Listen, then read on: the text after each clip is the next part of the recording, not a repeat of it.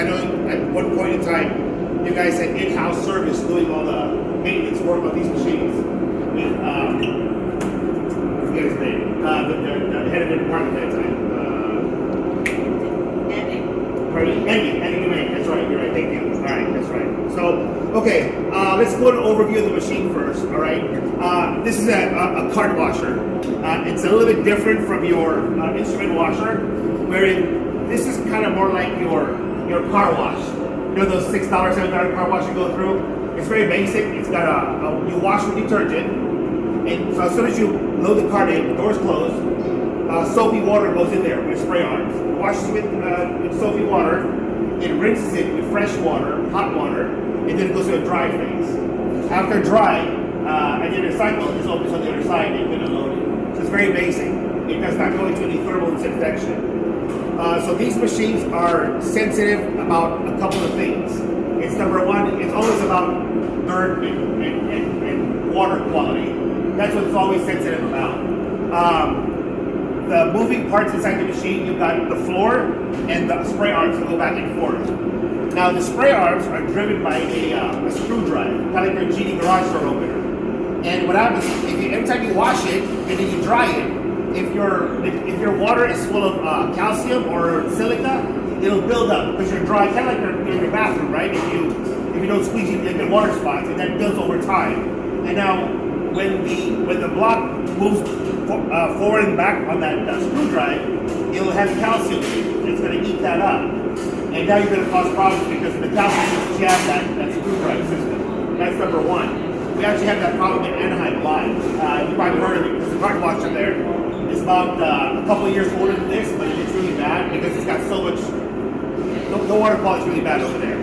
Okay, so that's number one. Number two is the floor movement. So the floor, it actually, the old cart washer, the way it did was when you open the door, the floor would drop down to the ground so that the accordion door would open and close.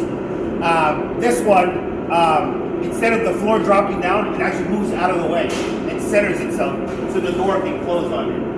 So that's the main difference. So we'll show that to you how that works. Underneath that floor are small rubber wheels, basically, that go back and forth.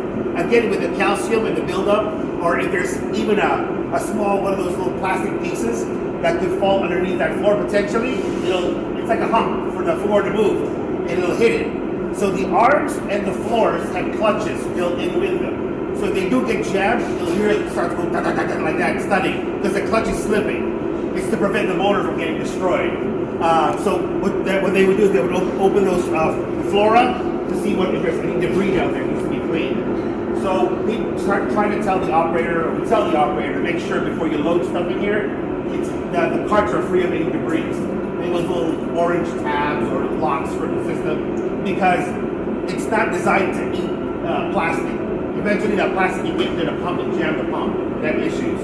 You're supposed to have the carts clean and empty, fully empty, no gloves, no cardboard boxes, whatever.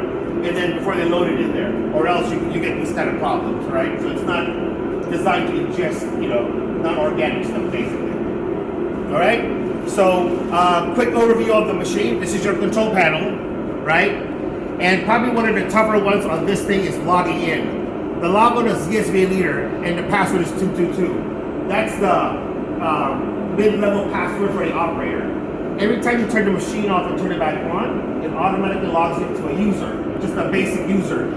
What happens with that is you're unable to acknowledge alarms on it. So if you log into a higher level, you're able to acknowledge the alarms, kind of figure it out. So you kind of leave it at that level so that everybody can acknowledge the alarms and go back to business, and then having to call a supervisor to log back in. This is your standby key right here, your emergency stops right here. And you've got 4 emergency stops on this machine. 1, 2 on the chamber, on this side, and then on the outside, the other side. When you hit the emergency stop, the air shuts off on the machine. You'll be able to open the door. You won't be able to move the floor or the spray arms, just whatever's air operated. So this machine's utilities are basically air, hot water, and power to it. There's no cold water in this thing. It doesn't need to be cooled down. We had requested that they put in treated water for your rigs. to keep the buildup to a minimum. I guess, between construction and budgeting, they said, okay, we'll do that in the future. Let's just get the machine in first. And, it's probably never going to happen, right? But, so if we keep our soft water system pretty much intact, in good shape, it should last you much longer. And again, I don't want it to happen just like we're having trouble in Anaheim. They have to keep adding citric acid into their water system to eat the calcium, keep it from building up. And then we have all these jamming problems with these machines from working properly. So it is a German machine, so it's designed to work within the specific specifications. If you go out of those specifications, it starts giving you, walking problems, right? Kind of like the BMW or Mercedes. So, but anyway, okay. So let's go. So let me show you what's going on in here. So these floors, they're actually comprised of 4 panels, and they do lift up. So on the old pot washer, you had to take the whole floor out if you needed to, or lift it up and go underneath it. These ones can actually flip them up to get access to the bottom. This one's pretty clean. So the operators are actually doing their thing on their daily check, making sure it's clean, right? So usually I'll see a lot of debris down there, and this one's in pretty good shape, so that's good. That's a good sign. There is one screen in here, one filter, and that's this one. So there's a couple of little tabs over there, nothing too bad, but this catches the most of it, right, of the debris. And the operator's supposed to check this thing on a daily basis to make sure it's clean. Kind of like your washing machine at home before you load your dryer. Before you load your clothes, you want to make sure the strainers are all clean, right? So that's that. All right. And but as you know, those little parts have a way of finding it through that screen and into the pump. So again, if it's a bad piece, we'll have an issue with that. The other thing are these spray nozzles right here. This is kind of like the sprinkler system at home as well. You've got a stainless steel one and a plastic one. One's for detergent and one's for rinse. All right. So these things do come up. Well, usually when the operator sees that these things start getting clogged, they can actually take these apart and clean them. So you twist it counterclockwise a little bit, like a quarter turn, pop it out. Oops. You get an O-ring and a piece right there that sits in place. I got a quick question for you, boss. Yes, sir. If we have to replace those, how do we go about ordering those parts? So the manual has all these parts. It's pretty much called Bellman or called Dennis or somebody, okay. And we'll get you a part number for it. And correct. You just give a copy to us, like to the engineer? The copy was left in here. I don't think we gave it to anybody engineering at that point. Okay. But we can get you those part numbers. Can we get a copy or of the book or another manual for us? That, but also maybe like whatever small parts that you need to be replacing on these things. Yeah. There's not a whole lot. It's this. Yeah, we just want something because they'll have their copy, but sure. As an engineer, we kind of need our copy too. Absolutely. Like both sides need a copy, Yeah, let me find out what they do with the copies, because we usually give them all to Wendy or to the department, and we'll get you a copy of it. You should actually have it, really, because you're in the engineering department, right? Okay, all right. So again, these are just kind of like your car washer nozzle. Your sprinkler head nozzles. They just need to be poked through, make sure they're clean, and you'll see it as it comes out. Right here at the bottom are caps. So if you need to clean it, these things can be removed. Like so.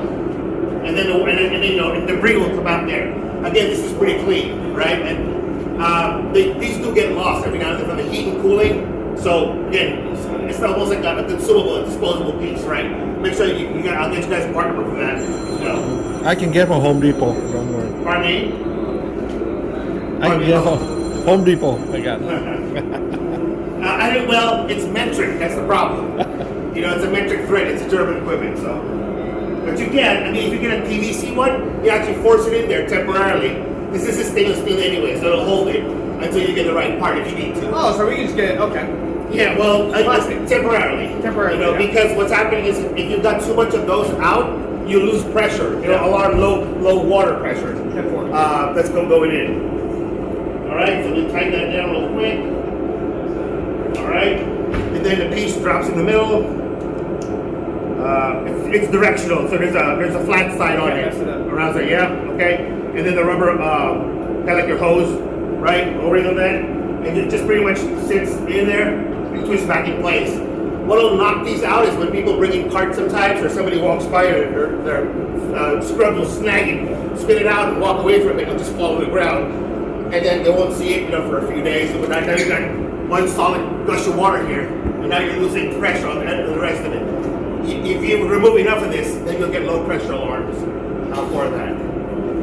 Other than that, these things are right on the bearings up here. It's replaced every annual PM. There's bearings up here that go back and forth. Let's see. And this is that white block I was referring to.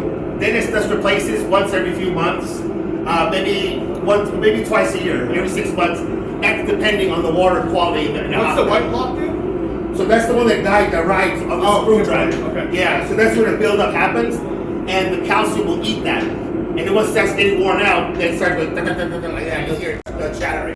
How do we remove that? Can we remove that and reinstall that? Or would that be you guys? So it's only us. If you have a contract with us, we will do it, right? We'd come in. But there is a life for these things. Like in Anaheim, since the water's so bad, we replace them almost on a monthly basis. Oh shit. Now I gotta go back to them and I have to bill them for it because it's being caused not by the normal use of the machine, but your utility's kind of like, funky enough to destroy it on a frequency basis, right? So I remember before Janine retired, I had sent her a bill right before she left, and she had to process PO for me because it was like 2 years worth of blocks, and the labor came out to about 20 grand actually.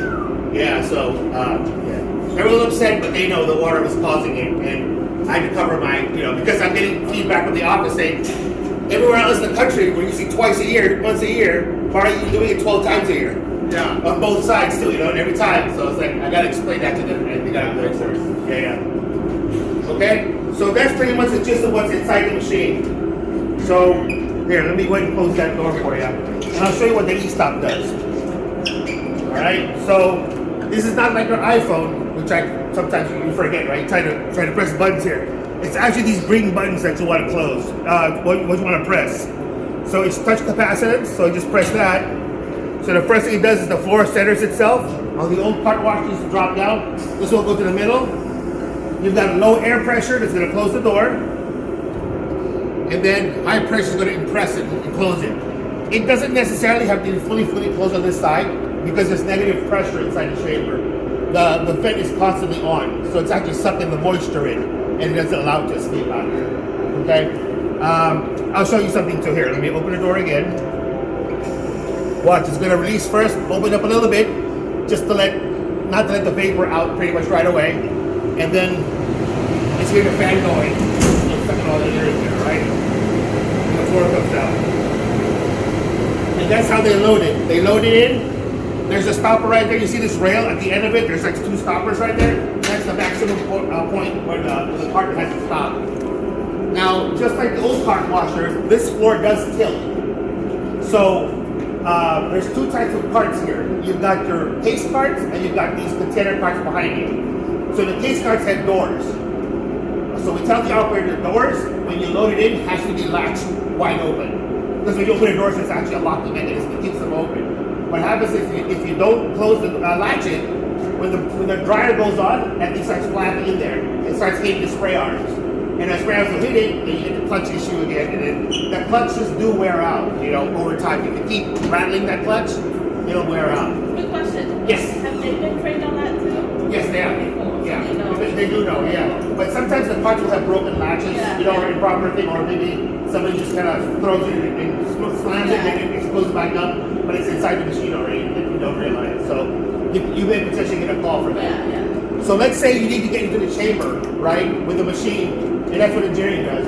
You have to get in there while it's not in operation, right? So, but first, before we do that, I want to show you how the low pressure here. Excuse me a sec. So this is what I mean by low pressure. So the initial close, it's low air pressure. So you can actually hold it. All right? And if you hold it long enough, it's going to alarm because it's thinking, hey, I'm trying to close the door. I got something jammed in my way. I can't close the door. So you get a red light alarm there. It says here, confirm resolution. This is pretty much the German translation of acknowledge the alarm. So before you can acknowledge the alarm, you have to fix what the problem is first. You can confirm resolution, but it's not, if you don't fix the problem, it's going to come back again. So right now, after it's in an alarm phase, now the air pressure cut out. You probably heard the air release. So now you can open the door by hand. Every time you get into alarm with the door, you have to open it all the way. Reason for that is there's a switch. When it's wide open, it tells the machine, hey, the doors are wide open. I know where the doors are at. I can go back to working again. If you leave the door halfway, it doesn't know where the door is. Is it closed? Is it open? Where is it? And it's not gonna let you do anything. All right. So there. So now that I've opened the door, I cleared the jam, for instance, and I can confirm resolution. You see the red light here goes away. In about 3 seconds, that one's gonna go away as well. There's a little triangle here. That's your first response. And now you're back in business. On these, you've got several choices. The biggest difference really is these three versus this one right here. You have a case cart with long dry, intensive case cart, and a container cart. The container cart, which are those, the only difference between those two is it doesn't tilt. So if you look on this side over here, there are two cylinders that come up. That lifts it up and tilts the cart. Because the case carts are solid in the bottom. You want to make sure that the cart is lifted up and all the water flows out. These ones you don't need to because they're wide open. And the problem is if you tilt these start falling off of it. Right? So that's the difference between a case cart and a container cart. Alright? The difference between a case cart and case cart long dry is just the dry time. Some case carts are plastic. Plastic takes a little bit longer to dry. So you want to put that on long dry if you want to. You can use case carts as well, but on the other side it might still be wet. And then you got case carts intensive. If the cart's a little bit dirtier than normal, for case cart, you can use that one. It just extends the wash time by another minute, and the dry time by a couple more minutes. But most of the time, 95% of the time, they'll use either the case cart or the container cart. Okay? There's only two detergents for this. It is the soap for the soapy water and a rinse aid. So same thing with your car wash, with those $7, $8 car washes. The rinse aid is not really, the rinse is not spot. When they say spot-free rinse, first thing in your mind is DI water. But DI water is pretty expensive to make. So what they do is they introduce a rinse aid. What that chemical does is it breaks the surface tension of the water. So that when you dry it, it sheets off. So when you leave your car, let's say parked, and your sprinkler runs, and you get the water spots, that's because the water is hard water. It has those, and then you see the water spots on it. With the rinse aid, what it does, it breaks the surface tension of that water so that it flattens out. So when you tilt it, it just sheets off, and you don't get those spots. That's why one of the more common things I see with these is they actually swap the detergent and the rinse aid when they put the wand in. So when you swap detergent, what happens is at the rinse aid, instead of getting that water softener, you end up getting the detergent on it. And now there's a hey, the crunch is coming out of its body and they're sticky. First thing in your mind is like, well, let's make sure, what is it that could happen, what changed. And then you go back there and see, you see the first thing you check is the detergent, make sure you're not swapped, basically. Okay? So that being said, we're good there. So now I'm going to go through a sequence of moving that floor. Every time you move that floor manually, you're going to have to do it by the screen, and the door has to be closed. If the door is wide open, that floor won't follow you if you do it manually. So you can actually log in over there. I think we're logged on right now. Let's see where we are. We're on leader already, so that's good. And then let's go back out. We'll go to settings, menu. Hold on. Maybe I can log on again. Try that again. And I'll show you how to do this, okay? How to log in. It's a little bit difficult to do it, but okay. This sucks. Yeah, it's like the old way of texting. It's no longer like the iPhone. It's like the old way. So keep that in mind when you're operating that thing. Reason being is because a lot of times when you get these machines through FDA clearance, it takes years, and by that time it's happened, the technology's passed already. Now you've got touch screens now, but you're just barely got FDA approval to put it in the system. So it's always a few steps behind of what we got. All right. There we go. So now we can go to system configuration. Manual functions is what you're after. Manual function. So you can turn the drying fan on and off. So try to turn that on. To turn it on, let's see. Oh, it won't do it because the door's open. See, but it says right there, drain and repair tanks. if I press that, the tank will drain. Okay, so here's what I wanted to talk about too. Just like the old part washer, the drain here does not drain to the sewer. It drains into a tank. So it recycles water. So every time you run it, you get that soapy water in there. After it's done, it pumps it back to the tank. The tank holds that water. And then you run a rinse, which is clean water. After that's done rinsing, it pumps back to the tank. So it effectively it's refreshing that water inside the tank. So when that happens, it keeps adds rich water back there. It puts in a little bit of soap to keep the soap level consistent, and then it just does that. And one time in the middle of the night, it'll do a full drain and refill. But let's say you loaded in something that's really, really dirty and says, you know what, I want to empty the tank out completely. You go into this setting, you go drain repair tanks. What it's going to do, it's going to open the drain valve of the tank, dump all that out, and refill it with hot water, and inject new soap in it. It's probably going to take maybe about half an hour for that whole process to happen, because it has to fill it and then heat it up to the temperature before you operate it. So just be aware when you do that, and then you start a cycle, it's just gonna sit there because it's still heating up. So you gotta give it time for it to heat up and warm up. Okay. So another quick question. So once a week we do a gen test. So we switch over our power. Sure. We lose power in the building for like what, split second, 2-3 seconds, whatever. So all the doors drop. Would this also lose power? It will lose power, but it should be able to handle it though.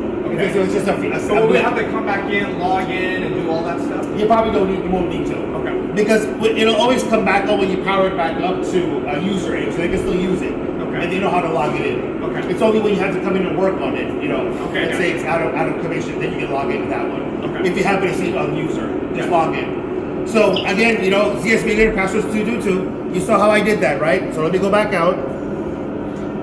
I'll walk you through how to log in. Go to the menu. So let me log off first, because right now I'm logged on, so I'm going to log off. All right? And then it's going to ask me, you sure you want to log off? I'll press OK. So that's important, having the OK button. So now I'm going to log on as ZSVA leader. And again, it's 222, so I'm in the capitals, so I got to go to lower cases first. Then I'm going to go to the numbers. And then, again, just like texting on the old phone, you press this twice, 1, 2, it highlights that. Don't press OK, you got an arrow over it that way. So arrow over. Make sure there's no spaces before or in between, or else it's not the right password. So now you press 2 again, arrow again, and the third 2. So I got 3 2s, no spaces, and then I can press OK. It takes a second to respond, by the way, too. It's not like your iPhone; it's very quick. So now it's logged on, and then now you can go to either the main screen or the menu screen and scroll to the next page and get to system configuration and manual functions right there. All right. So the manual function, you've got that, and then you can drain the tanks. You can open the loading side door, close the loading side door. So let's do this. Let's see if we can center the rail. Oh, it's already centered. Never mind. Let's go back out. Close loading side door. Oh shoot! Sorry, wrong button. This one. I'm gonna close the loading side door. Let's press that. There. So that's your manual function, basically. That's like in service mode where you're running close the door. Okay? And then, like I said, when you hit the E-stop, it cuts all the air out, gives you an alarm because you hit the E-stop, and now you can manually open the door. When you open the door, you gotta follow the way the door opens, just like it was before. So just take your fingers on the very end of it, push it out, and open it. Then you can give it a clear job. All right? Again, before you close it, that makes your doors wide open. And just to be clear, the E-stop, we still have power to the unit. There's power to the unit. We just kill the air. The way we kill power, how do we kill power to the unit? So there's a breaker inside the room. There's the main power. There's a main switch, and there's also there should be a disconnect in there. Okay. A blade connect, right? Disconnect. So you can shut that off in there as well. See, it says emergency stop. If I hit confirm resolution, it's not going to be the alarm because I haven't reset it yet. Right? So now you twist it counterclockwise or clockwise just a little bit. It'll pop out, and then I can confirm resolution, and then the red light's gone. See the doors kind of open all the way fully because the air came back, and now the alarm's gone, and you can come back out to the main screen, and you can start a cycle again. All right. Upper right when I saw home button, that takes you back. Yeah. This is your home button, and these are your choice buttons and whatnot. But again, pick that, and that's your OK button, and that's a standby. This is just a screen standby button. Okay. And then if you really need to be working inside there, you can always turn the key off and whatnot and take this with you. So it's been deactivated, all the cycles are gone, so nobody can start a cycle. So if you're working in there, or you don't want anybody to use it, take the key with you, just don't lose it, please. Because I have to order the whole lock. I can't just order the key. It has to be the whole lock. And then once you're good to go, there's a bunch of these actually. I know, right? And normally, you don't, but they can't use it without that key. So now I can turn it back on. Just press OK on that one, and now you're back in business. All right. That is it really for the outs of the machine. One thing I do tell the staff: never ever clean the stainless steel panel with the tabby side or the Clorox wipes. That will eat through stainless steel. It's not stain-proof steel, right? It's stainless steel. There's still iron behind that. When you wipe it with Clorox, it's gonna bring that iron out and rust it out. And you get that surface on the stainless steel, and the only way to do that is you have to refinish that stainless steel on the outside. This is not coated, and then and it gets pretty ugly looking for a brand new machine. Okay. If you do need to place a service call, there's a serial number on the machine up here, and that's the model number. Let's say CS means Clean Station 750. Okay. So let's go to the inside back here, just a quick tour of the room, and then we'll do a question and answer after that. Okay.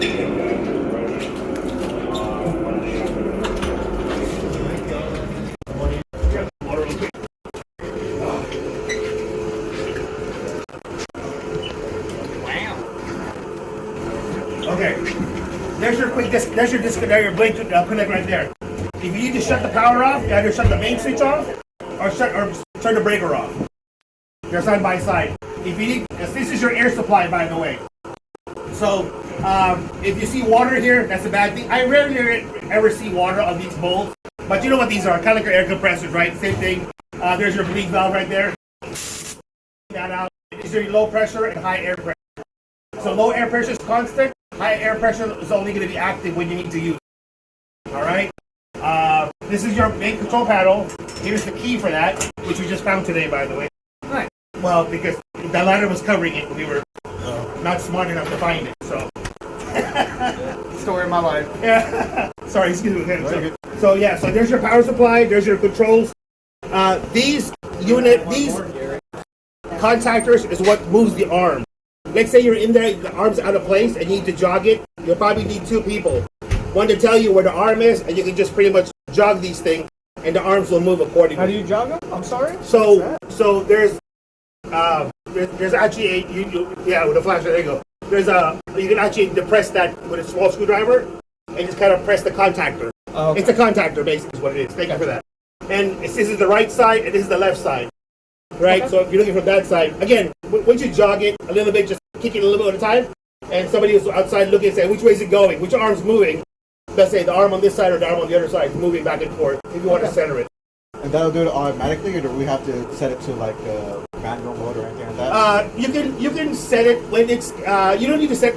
Well, you're bypassing the whole machine. Actually, yeah, this is you're putting power directly to it. Again, this is I wouldn't show operators how to do this, right? But for engineering side, this is something you got to know because it's like a contactor. You're jogging that motor to make it operate back and forth. And it says here floor. So it goes to the unload side or the load side. So that moves the floor. If let's say it won't respond to controls and you want to center the floor, because remember, before the cycle starts, everything has to be centered. The floor has to be in the middle and the arms have to be in the middle. So if it's off a little bit and you want to center it and the controls won't respond to you, come here and jog it in there and center it, and one side operates independent of the other side. Okay? So your manuals are here, by the way. Okay, cool. Yeah, Those are in there, we'll be fine. Yeah, just leave it in there. Yeah, so we don't. Yeah, because Dennis and I we use that, every now and then. Everybody knows Dennis, right? So he's your service tech over here. So Yeah, he's been coming out here for a while, yeah. So, okay. That's your control box right there. We'll close that. We'll put in our secret key stash. There. Not losing it. All right.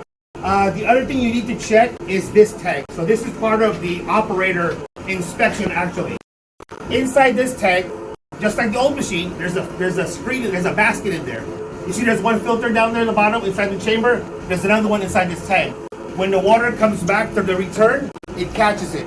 This is kind of like a little funky latch right here. You lift it up to unlock it, and it kind of lifts up like that.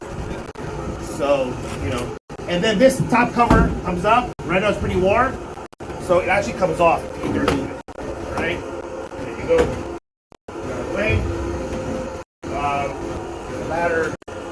And this is for the operators. Well, the operators. See, that's where the contention is. In Europe, the operators will do it where they was designed. Over here, there's a lot of safety thing. It's hot in there, and it's going to be at the hospital's discretion who the servicing is. It's probably going to be somebody in engineering, to be honest with you, because you're going to go into a hot space right there, and you got operators, you know, they will burn themselves. So it's a safety thing they're going to bring up. They need somebody who's a little bit, you know, a level up, basically, or a few levels. Someone who understands that a cup of coffee is hot without the warning label. Correct. Or make $1 million, what? $2.7 million when you win, right? Whatever that lawsuit was, that's a lot. Yeah, there was a new one too, wasn't there? Yeah, I leaked recently about it, maybe about a year ago or 6 months ago. For hot coffee? Yeah, hot coffee. What? Yeah, I gotta look at that. Starbucks. I gotta Yeah, read that story. somebody did that. McDonald's was first, then it was Starbucks this time. Oh, snap. Yeah. So the screen's right here. So it's actually a little basket. It's kind of warm right now, so hopefully but there. Here's the basket right there. So as you can tell, nobody's cleaned it yet because all the stuff, it's hot.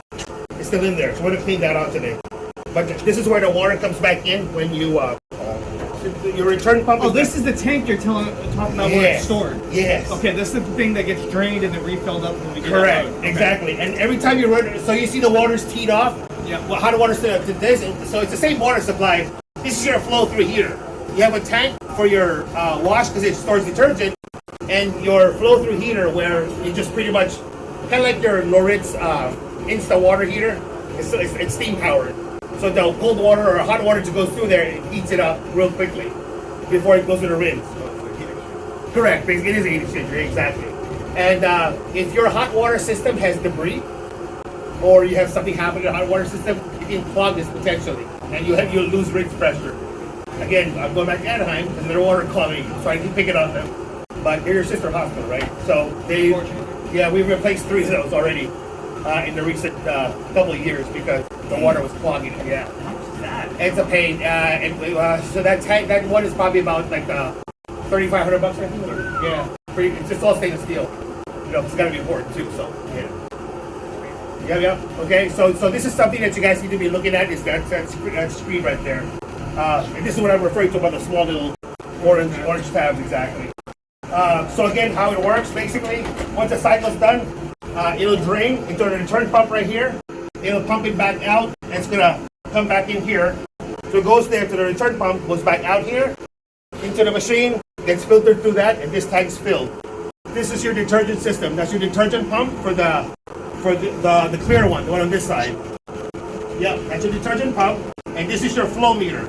So as the detergent gets pumped, this flow meter starts spinning, and it pulses on the PLC, and it tells you, hey, you know what? I've got detergent pumping into the machine. All right. So if they give you dosing alarms in the middle of the night, maybe somebody swapped it out, and then it sucked air, because they will alarm saying you have no more detergent, but you know they keep using it, right? I'm glad you keep using it because they don't know how to do that, and then it sucks air in there, and now this thing stops turning, and then you'll get a flow meter alarm. It's usually because there's air stuck in the line. So if the chemical tank, if the chemical jug is empty, Yes, they replace another one. they replace, yeah. And do they need to prime it? They normally don't need to because on that one, there's a ball check valve down there. So it keeps the water and the detergent from backing up. So it usually leaves a little bit in the bottom. It's not empty all the way. So the suction tube is kind of like, about an inch from the bottom of the tank.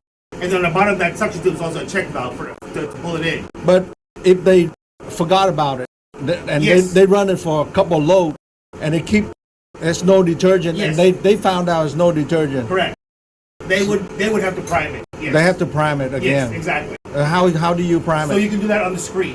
Okay. You said those are 1, those are 2 on the supervisor, and I can show that to you how to prime it. And So whatnot. we have to prime it, or they Well, have they know how to prime it usually, but they may call you. In SPD, a lot of travelers come in and out. yeah. Especially in the middle. Always happens in the middle of the night. Yeah. You know, you got somebody coming in here from another, who's not familiar with the equipment. So priming it is he's talking about priming it. That's when air gets trapped in the system. Correct. It's when you get correct. It's when you get an alarm saying flow meter error. Yeah, that's, you have to prime it, right? You'll see the bubbles come up here. Yeah. You can see the air bubbles like this. So this one's kind of empty right now. So, At least you guys left the hoses clear. I know, right? This time. So you can see it. Yeah. So, Lessons learned. yeah. Let's see. Okay. Other than that, water supply gauge right here. If they say no water or if there's no pressure, then you got to gauge your. I get this feeds off directly from the incoming water to your pressure regulator and goes to it. So then you got that's the air pressure gauge. Is there a up there. gauge for telling us the pressure coming out of the tank? To see if we got water coming out of the tank? Like no, it won't because it just comes up to the circle tank right here. Okay. That's your push to get back to the spray arms basically. Yeah. So the only gauges we have is telling us the supply. It supplies, Okay. correct. Yeah. It has a pressure sensor. It'll just tell you, yes, I have pressure, I have no pressure. That's all it'll tell you, really. And again, you know what? If you do get an alarm and an error code, head for the manual. And it's pretty, it'll tell you, give you an idea where it's like, hey, check your hot water supply or whatever, right? So, yeah, okay.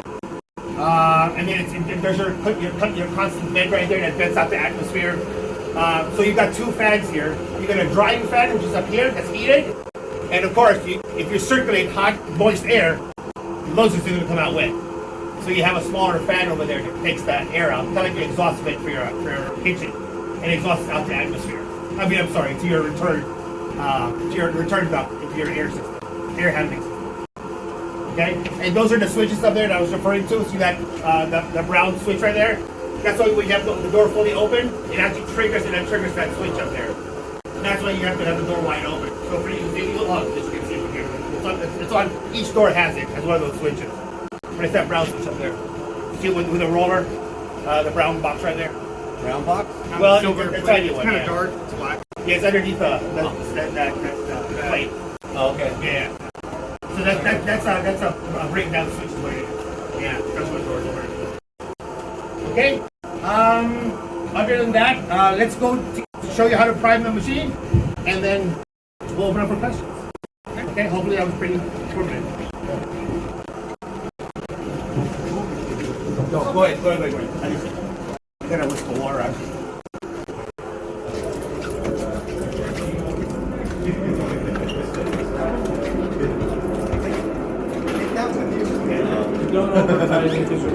Oh, yeah. Okay, so to prime the machine, right?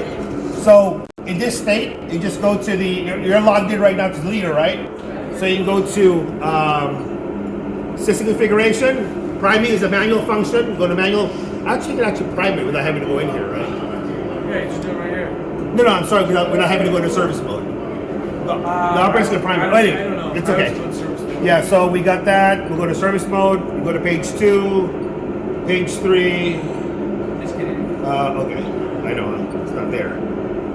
Let's go back out. Let's go back out to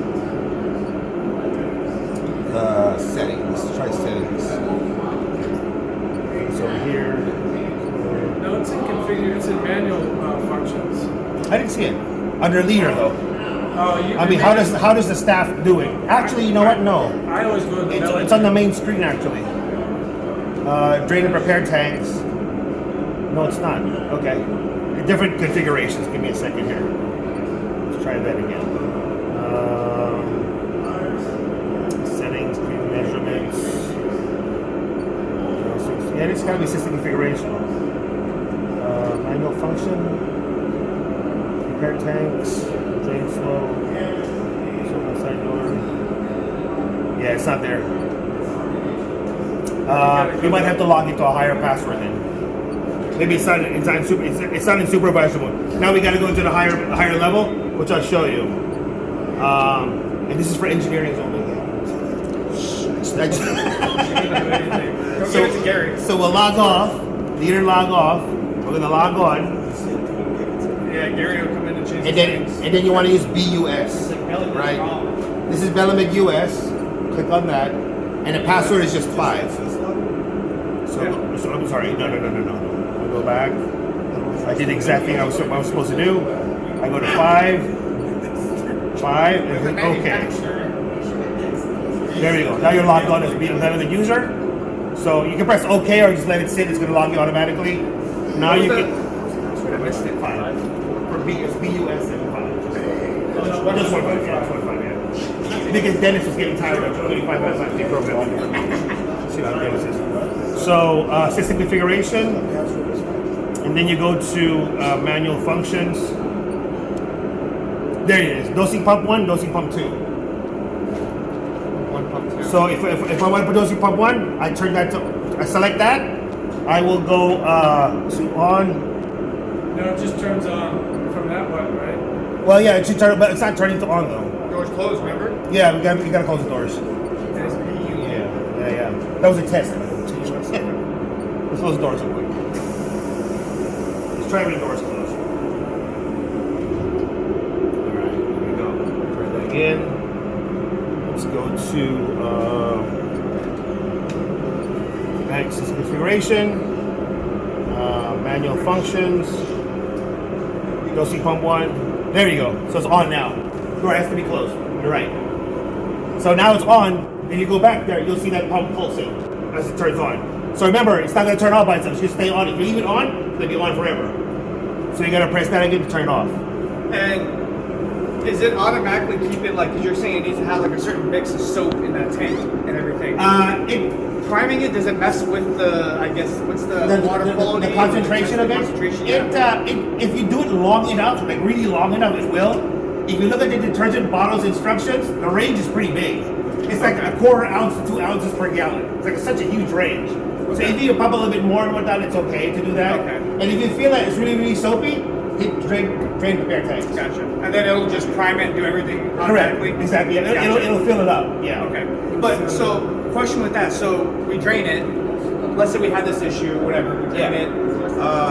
We had to put new detergent in and Okay. do whatever. Do we have to prime it too, or will it prime it if we do the fill Well, tank? it's going to. So the pump's going to turn on, but depending on how much air is in the line, then you're going to lose that much detergent. So we might need a prime. So you might need to prime it, correct. And again, this works because not all places are configured the same. Some detergent rooms are across the hall. Gotcha. So now you need. So if we do it just the standard way, then you got a lot of longer run to do that. Okay. So since your detergent happens to be right next to it, so you might not even prime it a little bit. You might not even need to prime it at all, Okay, gotcha. right? Because it's right there. Gotcha. But just to clarify though, the automatic function of draining and refilling the tank does not prime it. It will not prime it, but it will fill it with detergent though, like Okay. normal. Like normal. But Yeah. it won't do that if it's not primed. Like if there's air trapped in the Well, you may get the alarm saying flow meter because it's pumping air. Okay, Exactly. Okay, I'm just kind of Sure. overthinking Yeah, that's any fine. potential future issues. Yeah, which is good. Now's a good time to ask it because, you know, Yeah. And again, we're a phone call away, right? You text me or text Dennis, you know, we'll walk you through it if you have questions on that. I know you're not all going to remember, you know, what we talked about today, but, you know, give you some sort of guidance. That's where we are. So the dosing pump 1 is for the tank, for your detergent, and dosing pump 2 is your rinse agent. Right? Yeah, exactly. And then this is a tilt device, so you can actually you can tilt it. If you hit on, see the floor comes up, Oh, nice. and turn it off. So how we clean the debris underneath? Here, Yeah. just lift it up and get a good Oh, close oh on. lift the Right. grade. Yeah, just lift the grades, grading. exactly. Yeah. Yeah. So, not too bad. Okay? All right, good questions. Any, so that's about it. That's the gist of the card washer, really. Is there would you recommend, like, let's say we go in there and we see there's a bunch of calcium built up on that rod where it slides, Okay. for us to clean some of it off ourselves, or You're probably going to have to, correct. Exactly. is there a specific, Well, it depends. what's on that stuff we use to get rid CLR? of CLR? Well, We could use or that. descaler? Yeah. Well, again, it depends. There's two types of buildup you get on the card washer, on hot water systems. It's either calcium or silica. If it's calcium, just like you have at home, if you put CLR on it, you'll see it start bubbling, right? So that's calcium. Silica is different. Silica, you need either really, really strong acid, like muriatic acid, to clean that out, or you have to mechanically do it, or you have to replace the part. Gotcha. So silica separates at a higher temperature. So it could be silica. So the best way to test it, if you get some white buildup on it, if you drop the CLR on it, it doesn't bubble, chances are that's silica. And that's probably gonna be like you guys. It's a stain. Well, we're gonna have a company. It's gonna be a big job. Exactly. Okay, But but we've stained it pretty bad. if it is calcium, we're good to use CLR. CLR, correct, exactly. So I would you put CLR or they have a descaler here. Yeah, just use a strong descaler. descaler. Yeah. You can use that on that one, and then make sure you rinse it or run a cycle through it, and then drain and repair tanks. Because you know what Are the users tracking that as well? That's something they do as maintenance as No, they don't. daily using. Okay, so because the phosphoric acid is what it is. It's very caustic. Okay. So even by dumping it in there, our recommendation is to have somebody trained to do it properly. Okay. Because the operator can go up the ladder, spill it everywhere and whatnot, and you stain everything, get something. We don't want, it's a liability thing, right? Right. So again, some areas they're more proficient than others. They can do it, but we have to have them sign a waiver. Gotcha. I did that in Tucson. I said, hey, you want to do it? Sign a waiver. Indemnify us. So, but yeah. Okay. But other than that, that's it. Any other questions? All right. Pretty good show and tell. Thank you very much. Thank Good you. time. All right. Welcome. Go by.